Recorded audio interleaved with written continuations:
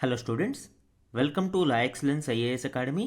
ఈరోజు మనం జూలై 21 నాటి ఈనాడు న్యూస్ పేపర్లోని ఇంపార్టెంట్ కరెంట్ అఫైర్స్ గురించి డిస్కస్ చేద్దామండి. అలానే జూలై 20 సండే నాటి ఈనాడు న్యూస్ పేపర్లోని ఇంపార్టెంట్ టాపిక్స్ కూడా ఇందులో కవర్ చేద్దాం. బిఫోర్ దట్ మనము ప్రీవియస్ క్లాస్లోని క్వశ్చన్ ఆఫ్ ద డే గురించి చూద్దాము. సుప్రీంకోర్టు న్యాయమూర్తిని పదవి నుండి ఎవరు తొలగించవచ్చు? మనము justice Yashwant Varma case updates గురించి డిస్కస్ చేస్తూ ఇంపీచ్మెంట్ ఆఫ్ ఏ జడ్జ్ యొక్క ప్రాసెస్ గురించి డీటెయిల్డ్గా డిస్కస్ చేయడం జరిగింది. ఆ కంటెక్స్ట్లో ఈ క్వశ్చన్ని ఫ్రేమ్ చేశాను అండి. ఇక్కడ 4 ఆప్షన్స్ని నేను ఇచ్చాను. ఇందులో ప్రతి ఆప్షన్కి కూడా జడ్జెస్ యొక్క రిమూవల్ ప్రాసెస్లో సంబంధం ఉంది. చూడండి, పార్లమెంట్. అసలు ఈ ఇంపీచ్మెంట్ మోషన్ తీర్మానం అనేది పార్లమెంటులోని ఏదో ఒక సభలో మొదలవ్వాలి. రాజ్యసభలో అయితే 50 మంది సభ్యుల యొక్క సంతకము, అలానే లోక్సభలో అయితే 100 మంది సభ్యుల సంతకంతో తీర్మానం మూవ్ చేస్తే స్పీకర్ దానిని అడ్మిట్ ఆర్ రిజెక్ట్ చేస్తారు. సో ఇక్కడ స్పీకర్ ఈ తీర్మానాన్ని అడ్మిట్ చేస్తే ఒక త్రిసభ్య కమిటీని ఫామ్ చేయాల్సి వస్తుంది. ఈ త్రిసభ్య కమిటీలో సుప్రీంకోర్టు జడ్జితో పాటు chief justice of high court and ఒక డిస్టింక్ట్ జ్యూరిస్ట్ అనే అతను ఉంటారు. ఈ త్రిసభ్య కమిటీ విచారణ చేపట్టి ఆ నివేదికను స్పీకర్కి సమర్పిస్తారు. ఆ నివేదికను స్పీకర్ పార్లమెంట్లో ప్రవేశపెడితే స్పెషల్ మెజారిటీతో అది ఉభయ సభలలోనూ పాస్ అయ్యి ఎవరికి వెళ్తుందండి? రాష్ట్రపతికి వెళ్తుంది. సో రాష్ట్రపతి ఆమోదముద్ర వేస్తే జడ్జి ఆ పదవి నుంచి తొలగించబడతారు. కాబట్టి ఇక్కడ చూడండి, సుప్రీంకోర్టు న్యాయమూర్తిని పదవి నుండి ఎవరు తొలగించవచ్చు అంటే ఆన్సర్ ఏమవుతుందండి? సి, రాష్ట్రపతి ఫైనల్ అథారిటీ కలిగి ఉంటారు. ఈరోజు మన ఫస్ట్ ఆర్టికల్ చూడండి, రాష్ట్రపతికి కోర్టు గడువు విధించవచ్చా? రేపు సుప్రీంకోర్టు విచారణ. ఇది సండే ఆర్టికల్ అండి. దీని కంటెక్స్ట్ మనం చూస్తే ఆర్టికల్ 143 ఆఫ్ ఇండియన్ కాన్స్టిట్యూషన్ గురించి, అలానే దీని బ్యాక్గ్రౌండ్ మనము state of Tamil Nadu versus the governor of Tamil Nadu case 2023కి సంబంధించిన కేసు యొక్క కీలక డీటెయిల్స్, ముఖ్యంగా imposing time lines on governor and the president by supreme court, అంటే ఖచ్చితమైన వ్యవధిలోపు గవర్నర్ కానీ లేదా ప్రెసిడెంట్ కానీ రాష్ట్రాల బిల్లుల మీద నిర్ణయం తీసుకోవాలి అని సుప్రీంకోర్టు ఇచ్చిన తీర్పు మీద, అలానే ఆర్టికల్ 200, 201కి సంబంధించిన కీలక డీటెయిల్స్ ఈ ఆర్టికల్లో డిస్కస్ చేద్దామండి. రాష్ట్రాల శాసనసభలు ఆమోదించిన బిల్లులను రాష్ట్రపతి నిర్దిష్ట గడువులోగా తేల్చాలి అని కోర్టులు నిర్దేశించవచ్చా అన్న అంశంపై 5 సభ్యుల రాజ్యాంగ ధర్మాసనం మంగళవారం విచారణ జరపనుంది. అయితే ఇక్కడ గమనించాల్సిన పాయింట్ ఏంటి? 5 సభ్యుల రాజ్యాంగ ధర్మాసనమే ఎందుకు ఇక్కడ విచారణ చేపట్టాలి అనేది చూస్తే, అకార్డింగ్ టు ఆర్టికల్ 145 క్లాజ్ 3 రాష్ట్రపతి సుప్రీంకోర్టును అడిగే క్వశ్చన్స్కి సంబంధించిన విచారణను అట్లీస్ట్ 5 సభ్యుల ధర్మాసనంతో మాత్రమే విచారణ చేయాలి అని ఈ ఆర్టికల్ 145 క్లాజ్ 3లో స్పష్టంగా మెన్షన్ చేయబడి ఉంది. అయితే రాష్ట్రపతి గారు సుప్రీంకోర్టును ఈ క్వశ్చన్ ప్రెసిడెన్షియల్ రెఫరెన్స్ ఎందుకు అడగాల్సి వచ్చింది అనేది చూస్తే, దీనికి బ్యాక్గ్రౌండ్ మనము state of Tamil Nadu versus the governor of Tamil Nadu కేసుకి వెళ్లాల్సి ఉంటుంది. తమిళనాడులో ఉన్న పొలిటికల్ సినారియో ప్రకారం ఆ రాష్ట్ర ప్రభుత్వానికి మరియు గవర్నర్కి సత్సంబంధాలు లేకపోవడంతో చాలా బిల్లులు అలా పెండింగ్లో ఉండిపోయేవి. దీని మీద తమిళనాడు ప్రభుత్వం సుప్రీంకోర్టును ఆశ్రయించగా సుప్రీంకోర్టు ఒక కీలక తీర్పును వెల్లడించింది. దీని ప్రకారం రాష్ట్రపతి మరియు గవర్నర్లు రాష్ట్ర బిల్లుల మీద, ఇక్కడ మనము గుర్తుపెట్టుకోవాల్సింది ఓన్లీ స్టేట్ బిల్స్కి సంబంధించి మాత్రమే ఈ తీర్పు వర్తిస్తుంది. రాష్ట్ర బిల్లుల మీద నిర్దిష్ట కాల వ్యవధిలో ఖచ్చితంగా చర్యలు తీసుకోవాలి అని, ముఖ్యంగా ఆర్టికల్ 200 అండ్ 201ని ప్రస్తావిస్తూ ఆర్టికల్ 200లో యాజ్ సూన్ యాజ్ పాసిబుల్ అనే ఫ్రేజ్ని ఇక్కడ మెన్షన్ చేయడం జరిగింది. యాజ్ సూన్ యాజ్ పాసిబుల్ అంటే వీలైనంత త్వరితంగా చర్యలు తీసుకోవాలి అని కాన్స్టిట్యూషన్లోనే మెన్షన్ చేసి ఉంది. కాబట్టి గవర్నర్స్ వాళ్ళ ఇష్టానుసారం దానిని డిలే చేస్తూ ఉండకూడదు అని సుప్రీంకోర్టు ఈ కేసులో వెల్లడించింది. ఇక్కడ ఆర్టికల్ 200 అనేది Accent of the bills by governor, రాష్ట్ర బిల్లుల మీద గవర్నర్ యొక్క ఆమోద ముద్రకి సంబంధించిన డీటెయిల్స్ ఆర్టికల్ 200 ప్రస్తావిస్తే, ఆర్టికల్ 201 అనేది గవర్నర్ ప్రెసిడెంట్ కోసం బిల్లులను రిజర్వ్ చేసే అధికారాన్ని ఆర్టికల్ 201 ప్రస్తావిస్తుంది. అయితే సుప్రీంకోర్టు యొక్క ఈ తీర్పు మీద రాష్ట్రపతి ద్రౌపది ముర్ము గారు స్పందిస్తూ రాజ్యాంగంలోని ఆర్టికల్ 143 క్లాజ్ 1 అధికరణం ద్వారా సంక్రమించిన అధికారాలను ఉపయోగించుకుని 14 కీలక ప్రశ్నలను సుప్రీంకోర్టు ముందు ఉంచారు. ముఖ్యంగా రాష్ట్రాల శాసనసభలు ఆమోదించిన బిల్లులను గవర్నర్ మరియు రాష్ట్రపతి నిర్దిష్ట కాలంలోపు చర్యలు తీసుకోవాలని సుప్రీంకోర్టు గడువు విధించవచ్చా లేదా అనేది ఇక్కడ కీలక ప్రశ్నగా చూడవచ్చు. సో ఇప్పుడు రాష్ట్రపతి గారు అడిగిన 14 ప్రశ్నల మీద సుప్రీంకోర్టు ధర్మాసనం విచారణ చేపట్టనుంది. దీనికి సంబంధించిన అప్డేట్స్ అప్కమింగ్ క్లాసెస్లో చూద్దాం. అండ్ ఆర్టికల్ 143 అనేది ఎగ్జామ్ పాయింట్ ఆఫ్ వ్యూలో చాలా ఇంపార్టెంట్ అండి మనకి. ఈ ఆర్టికల్ 143 అనేది advisory jurisdiction of the supreme కోర్టుని తెలియజేస్తుంది. ఈ ఆర్టికల్ 143ని ఉపయోగించుకుని రాష్ట్రపతి సుప్రీం కోర్టును కొన్ని క్వశ్చన్స్ అడగవచ్చు. ఏ విధమైన క్వశ్చన్స్? ఏదైనా లా లేదా fact that are public importance, ఏదైనా చట్టం లేదా కీలక అంశము పబ్లిక్ ఇంపార్టెన్స్ అయి ఉంటే అలాంటి అంశాల మీద సుప్రీంకోర్టును రాష్ట్రపతి క్వశ్చన్ అడిగి అడ్వైజ్ తీసుకునే అధికారం ఉంది. కాబట్టి దీనిని advisory jurisdiction of the supreme court అని పిలుస్తారు. ఇక్కడ 2 సబ్ క్లాజెస్ ఉన్నాయండి. ఆర్టికల్ 143 క్లాజ్ 1 ఒకటి, ఆర్టికల్ 143 క్లాజ్ 2 ఒకటి. ఈ ఆర్టికల్ 143 క్లాజ్ 1 అనేది జనరల్ అడ్వైజరీ ఒపీనియన్, అంటే సాధారణ అంశాల మీద ఇక్కడ ఈ ఆర్టికల్ 143 క్లాజ్ 1 అనేది డీల్ చేస్తూ ఉంటుంది. అయితే ఈ సాధారణ అంశాల మీద అడిగే ప్రశ్నలకు సుప్రీంకోర్టు సమాధానం ఇవ్వవచ్చు లేదా తిరస్కరించవచ్చు. కానీ ఆర్టికల్ 143 క్లాజ్ 2లో మాత్రం ప్రీ కాన్స్టిట్యూషన్ అగ్రిమెంట్స్, అసలు రాజ్యాంగం రాక పూర్వం ముందు ఉన్న అగ్రిమెంట్స్కి సంబంధించి ఏవైనా విభేదాలు తలెత్తితే అలాంటి వాటి మీద సుప్రీంకోర్టును రాష్ట్రపతి ప్రశ్న అడిగి అడ్వైజ్ కోరే అవకాశం ఉంది. అలాంటి సందర్భంలో supreme court must provide its opinion. Supreme court తిరస్కరించడానికి అధికారం లేదు. ఖచ్చితంగా ఆర్టికల్ 143 క్లాస్ 2కి సంబంధించి ప్రశ్నలు అడిగి అడ్వైజ్ అడిగినప్పుడు దానికి సంబంధించిన ఒపీనియన్ సుప్రీంకోర్టు ఇచ్చి తీరాల్సిందే. అయితే సుప్రీంకోర్టు యొక్క ఒపీనియన్ ప్రెసిడెంట్ మీద బైండ్ అయ్యి ఉండదు. ఆమె అది ఆచరించవచ్చు లేదా తిరస్కరించవచ్చు. So advisory in nature and not binding, ఈ పాయింట్ ఇంపార్టెంట్. ఈ అడ్వైజరీ జ్యూరిస్డిక్షన్కి సంబంధించిన విధానం మనకి గవర్నమెంట్ ఆఫ్ ఇండియా యాక్ట్ 1935లోనే పొందుపరచడం జరిగింది అండి. ఇందులో గవర్నర్ జనరల్ ఫెడరల్ కోర్టుని క్వశ్చన్స్ అడిగే అధికారం, అడ్వైజ్ అడిగే అధికారం కల్పించబడింది. సేమ్ ప్రొసీజర్ మనకి ఇండియన్ కాన్స్టిట్యూషన్లో అండర్ ఆర్టికల్ 143 పొందుపరిచారు. అదేవిధంగా ఈ అడ్వైజరీ జ్యూరిస్డిక్షన్ ఆర్టికల్ 143ని ఉపయోగించుకుని రాష్ట్రపతి సుప్రీంకోర్టును ఇప్పటి వరకు ఏవైనా సలహాలు కోరారా అనేది చూస్తే మనకి పాస్ట్ ఇన్స్టాన్సెస్లో ఇప్పటి వరకు 15 సార్లు ఇలాగా సుప్రీంకోర్టును సలహా కోరడం జరిగింది. ముఖ్యంగా బెరూబరీ కేసు, అలానే థర్డ్ జడ్జెస్ కేసు, ఏదైతే కొలీజియం వ్యవస్థకు సంబంధించిన థర్డ్ జడ్జెస్ కేసు ఉందో ఇలాంటి కేసెస్ మీద ఇప్పటి వరకు 15 సార్లు రాష్ట్రపతి సుప్రీంకోర్టును అడ్వైజ్ అడగడం జరిగింది. మన నెక్స్ట్ ఆర్టికల్ చూడండి. లోక్సభకు ఇప్పటిదాకా 18 మంది ముస్లిం మహిళల ప్రాతినిధ్యం. ఈ ఆర్టికల్ భారతదేశంలో women representation in politics, especially Muslim women యొక్క పరిస్థితి గురించి ఇక్కడ వివరించడం జరిగింది. ఇప్పటి వరకు అంటే 1951 నుంచి ఇప్పటి వరకు కేవలం 18 మంది ముస్లింలు మాత్రమే లోక్సభకు ప్రాతినిధ్యం వహించారు. ఉమెన్ రిప్రజెంటేషన్ ఇక్కడ చూస్తే ఇందులో 13 మంది రాజవంశాలకు చెందిన మహిళలే ఉన్నారు అండి. దీనికి సంబంధించిన వివరాలు missing from the house Muslim women in the Lok Sabha పేరుతో విడుదల కానున్న పుస్తకంలో పేర్కొనబడింది.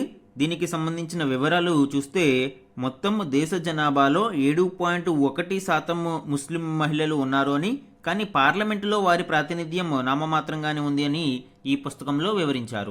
అలానే ఇప్పటి వరకు 18 సార్లు లోక్సభ ఎన్నికలు జరగగా అందులో 5 సార్లు ఒక్క ముస్లిం మహిళా ఎంపీ కూడా లేకపోవడం మనము చూడవచ్చు.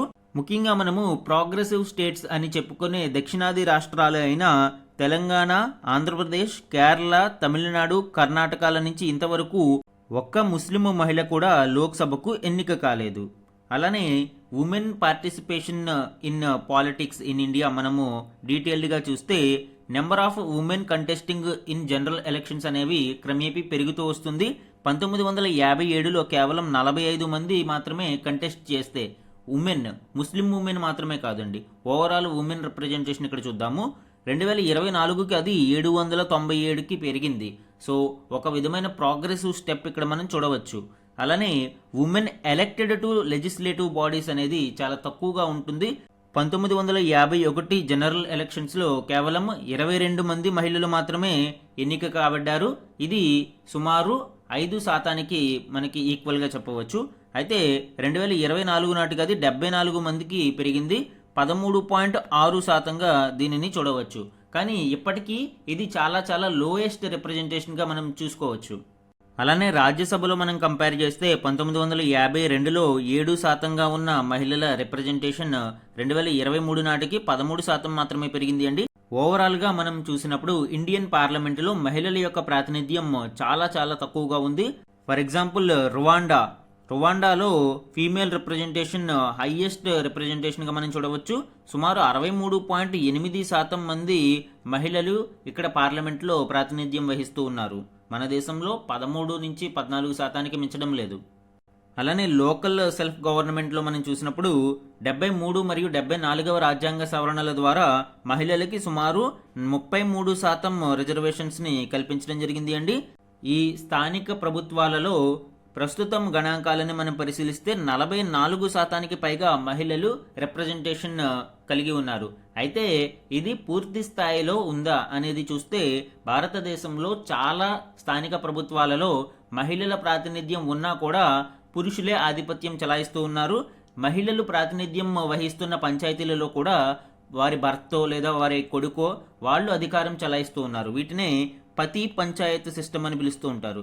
సో ఈ పతి పంచాయతీ వ్యవస్థ అనేది తగ్గినప్పుడు మాత్రమే నిజమైన రిప్రజెంటేషన్, మహిళల ప్రాతినిధ్యం అనేది అమలులోకి వస్తుంది.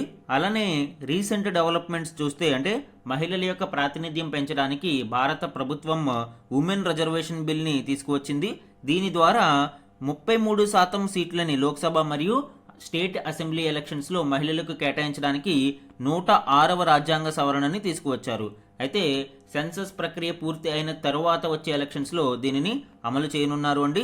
ఇక్కడ చట్ట రూపంలోకి రావడం మంచిదే కానీ అగైన్ మళ్ళీ ఈ పతి పంచాయతీ వ్యవస్థలాగా పతి ఎమ్మెల్యే పతి ఎంపీ సిస్టమ్ లాంటివి ఏమైనా వస్తే దాని వలన ఉపయోగం ఉండదు. కాబట్టి నిబంధనలను పకడ్బందీగా అమలు చేసినప్పుడు మాత్రమే మహిళల ప్రాతినిధ్యం పెంచడానికి అవకాశం ఏర్పడుతుంది. అలానే గ్లోబల్ కంపారిజన్ మనం చూసినప్పుడు 185 దేశాలలో 143వ స్థానంలో ఉన్నామండి లోక్సభ 18వ లోక్సభకి సంబంధించిన రిప్రజెంటేషన్స్ ప్రకారం. మన నెక్స్ట్ ఆర్టికల్ చూడండి. లక్షద్వీపుల్లో రక్షణ ప్రాజెక్టు వద్దు ఎంపీ. ఇటీవల లక్షద్వీపుల్లోని బిట్రా దీవిని దేశ రక్షణ కోసం వినియోగించాలి అని కేంద్రం నిర్ణయించడాన్ని ఆ ప్రాంత ఎంపీ హమ్దుల్లా సయీద్ తీవ్రంగా నిరసించారు. ఇక్కడ మానవ నివాసాలు ఉన్నాయి కాబట్టి ఈ దీవిని రక్షణ అవసరాల కోసం వినియోగించవద్దు అని ఆయన కేంద్రాన్ని కోరడం జరిగింది. దీనికి సంబంధించిన డీటెయిల్స్ ఇప్పుడు చూద్దాం. ఈ బిట్రా ఐలాండ్ అనేది మనకి లక్షద్వీప్లో నార్థన్ రీజియన్లో ఉంటుంది అండి. ఇది smallest inhabited island in the territory. అంటే ఈ లక్షద్వీపులలోనే అతి చిన్న జనసమూహాలు ఉన్న ప్రాంతం ఈ బిట్రా దీవుగా చెప్పవచ్చు. 2011 సెన్సస్ ప్రకారం ఈ ప్రాంతం యొక్క జనాభా సుమారు 271. అంటే ఇప్పుడు సుమారు 300 మంది వరకు ఈ ప్రాంతంలో నివసిస్తూ ఉన్నారు. అలానే కల్చరల్ ఇంపార్టెన్స్ తీసుకుంటే అరేబియన్ సెయింట్ అయిన మాలిక్ ముల్లాకి చెందిన ఒక ష్రైన్ అంటే ఒక దర్గా లాంటిది ఈ ప్రాంతంలో ఉంది.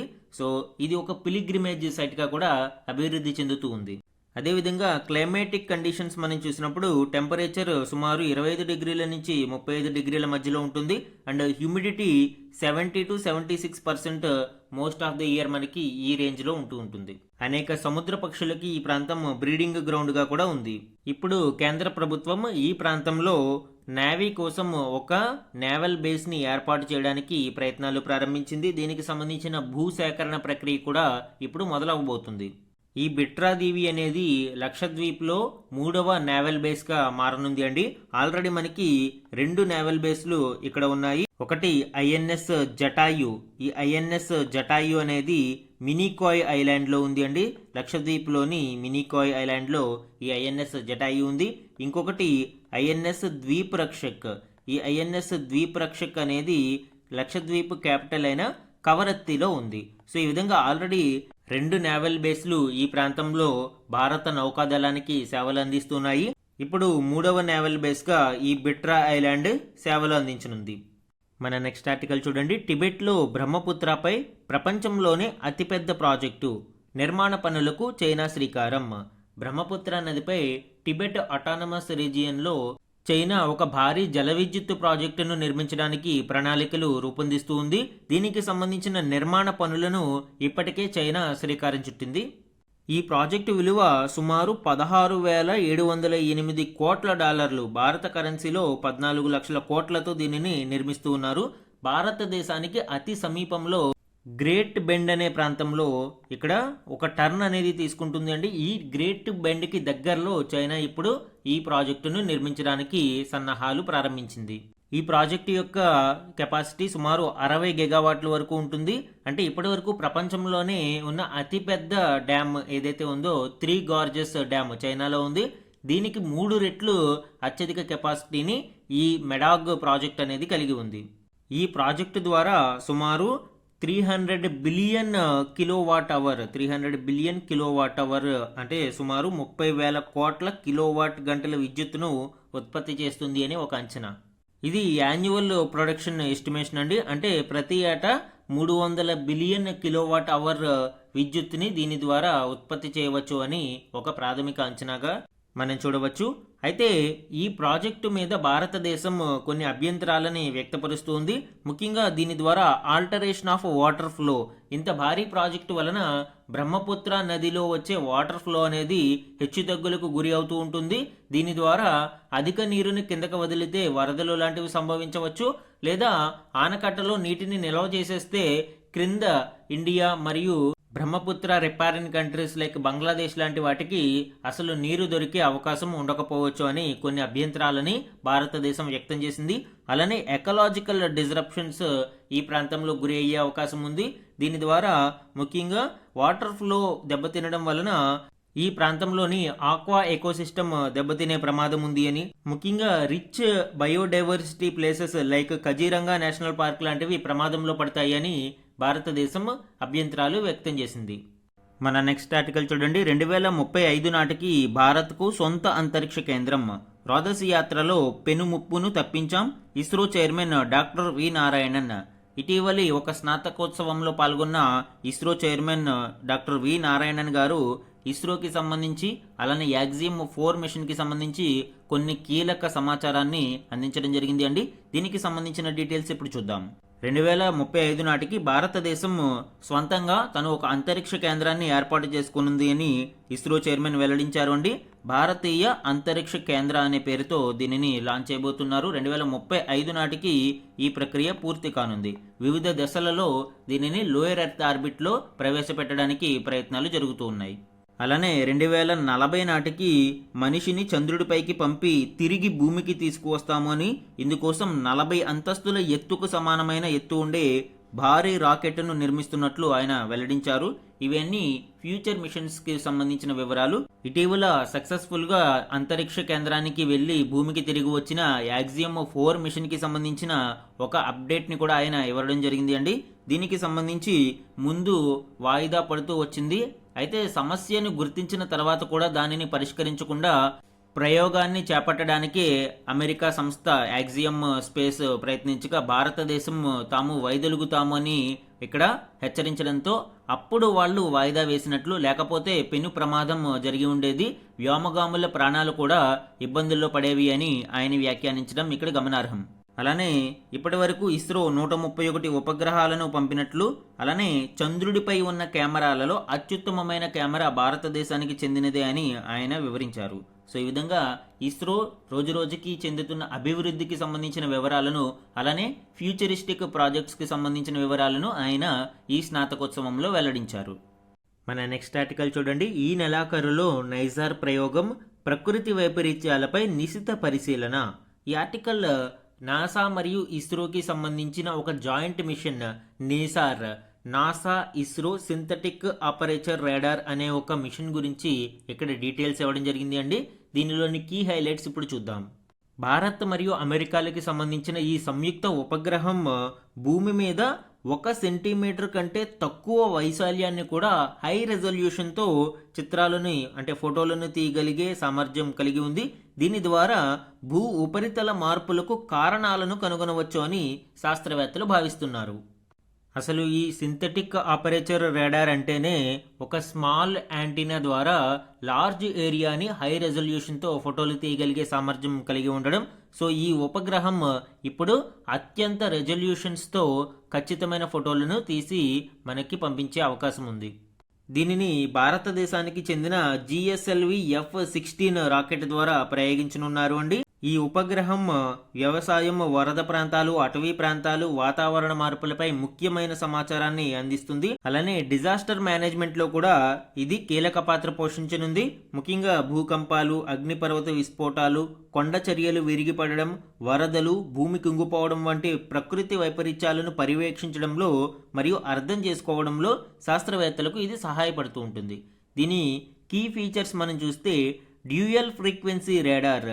ఈ నిసార్ అనేది ఫస్ట్ శాటిలైట్. ఇప్పటి వరకు ప్రపంచంలో ఎవరు ఈ డ్యూయల్ ఫ్రీక్వెన్సీ రాడార్ని ఉపయోగించలేదు.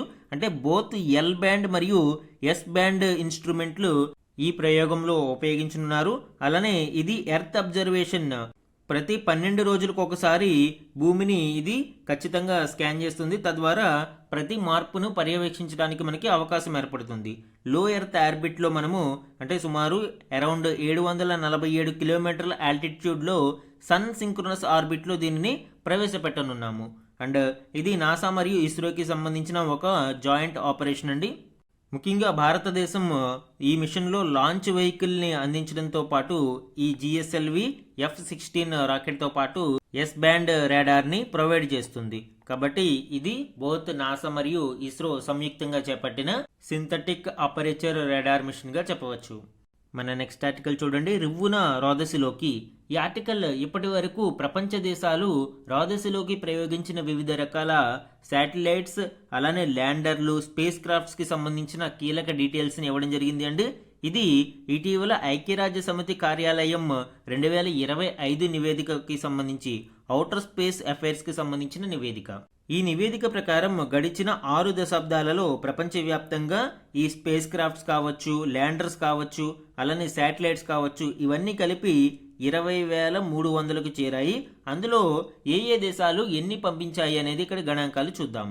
ముఖ్యంగా అమెరికా 11,969, అంటే మోర్ దాన్ 50% అమెరికా నుంచే ఇక్కడ పంపించడం జరిగింది. తర్వాతి స్థానంలో Russia 3,825, China 1,385, UK 793, Japan 352, France 175.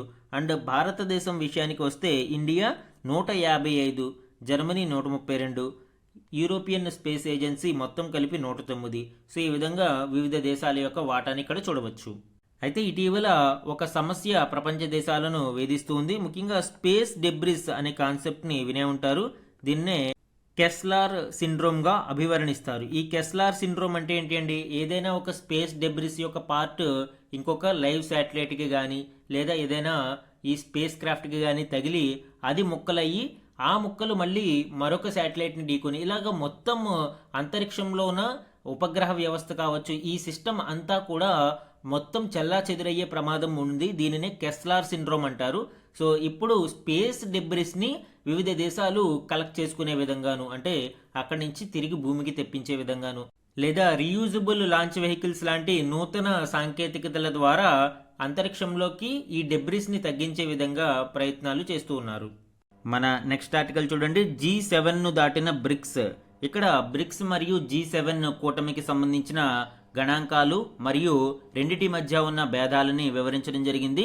ముఖ్యంగా G7 కూటమి అనేది డెవలప్డ్ కంట్రీస్కి సంబంధించిన ఒక కూటమి కాగా, బ్రిక్స్ ప్లస్ కూటమి అనేది మనము ఈ మిడిల్ ఇన్కమ్ అలానే డెవలపింగ్ నేషన్స్కి సంబంధించిన దేశాల కూటమిగా అభివర్ణించవచ్చు.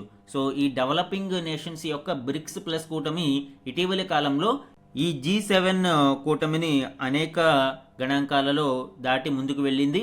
దీనికి సంబంధించిన కొన్ని వివరాలను ఇప్పుడు చూద్దాం. ప్రపంచ జీడిపిలో సప్త సంపన్న రాజ్యాల కూటమి G7 వాటా 1980లో ఇది జీడిపికి సంబంధించి 70% దాకా ఉండేది.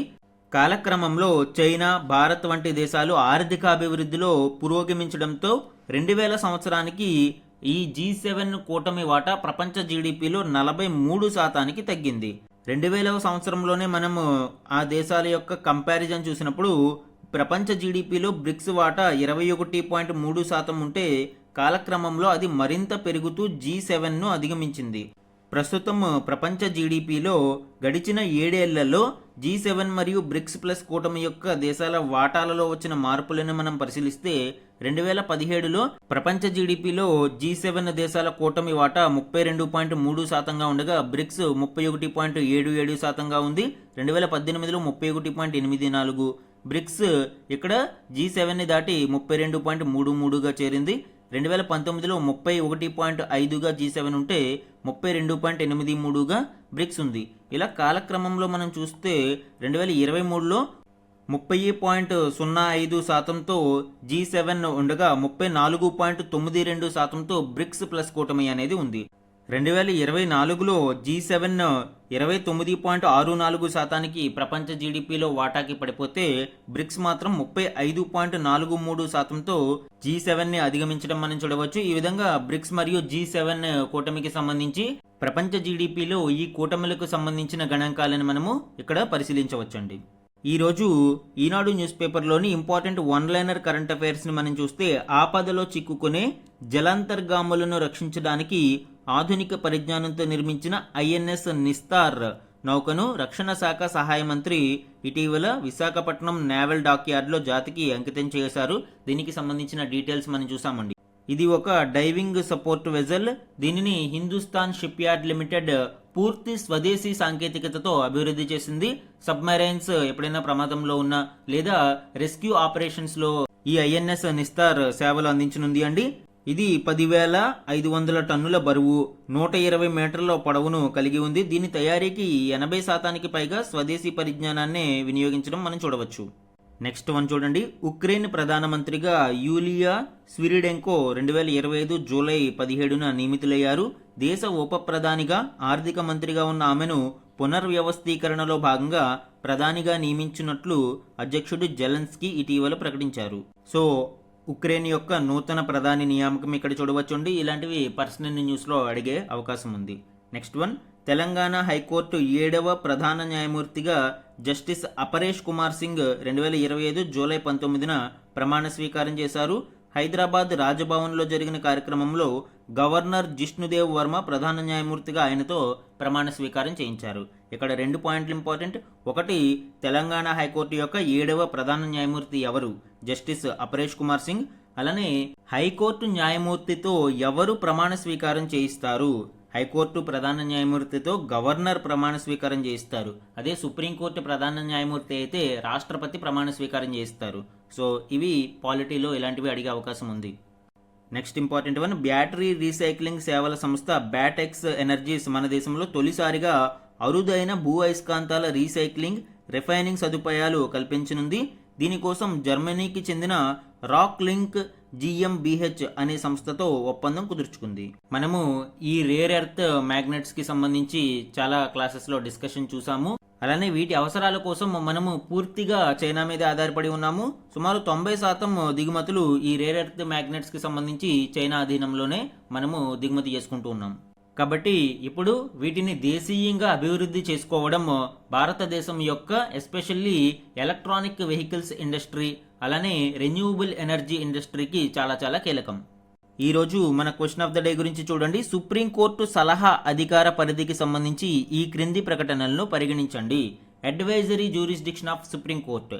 ఈరోజు ఆర్టికల్ 143కి సంబంధించిన కీ డిస్కషన్ మనము చాలా డీటెయిల్డ్గా చూసాము అండి. దీనికి సంబంధించి 2 స్టేట్మెంట్స్ని నేను ఇక్కడ ఇచ్చాను.